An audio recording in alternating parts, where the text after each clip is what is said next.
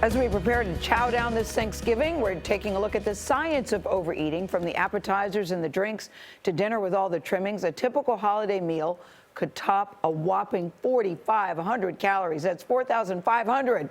That's more than twice the average daily recommended total. The dinner could contain nearly 3.5 times the suggested fat, equal to 3 sticks of butter. Our Dr. David Agus joins us at the table to be Debbie Downer. Womp womp. Because I look at this and I think this is a thing of beauty. But you're saying, really think about this, people. Think about this before you indulge. Gail? David? So the science of overeating is pretty wild, right? There's a hormone called ghrelin that makes us hungry, and leptin is what say, listen, our stomach is full. And lots of carbs and lots of fat block leptin, so we actually eat more. But that science is important, because what happens is, as your stomach gets expanded, there's acid in the stomach, it could push up and you get indigestion, you can get acid reflux, and that's what you feel. The key is moderation. So, like a quarter of all that would be okay? Yeah, I think, I mean, I'm not here to say how much you should eat, Charlie. Like, how big is your stomach? How big is your stomach? So your stomach is 4 cups. And so when you start to eat more and more like that, your stomach obviously gets expanded. Right. And, the key is at some point to stop. By blocking that reflex, we get in trouble.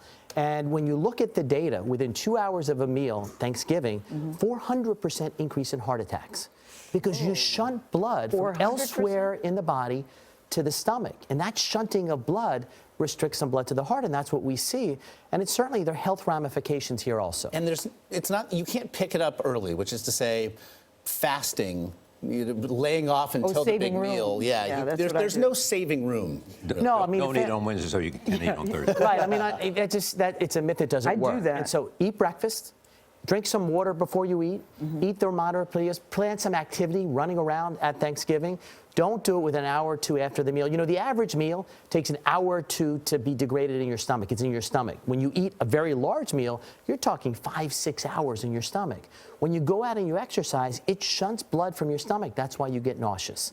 And so the key is, do your exercise before or wait a couple hours after, but try to get it in that day. But back to Charlie's point, if you eat half of that, is that okay? What's so wrong with one day indulging when you think about it? Listen, in the big scheme of things, nothing is wrong as long as it's not too much. If you look at the data, our lowest weight in the country is in October.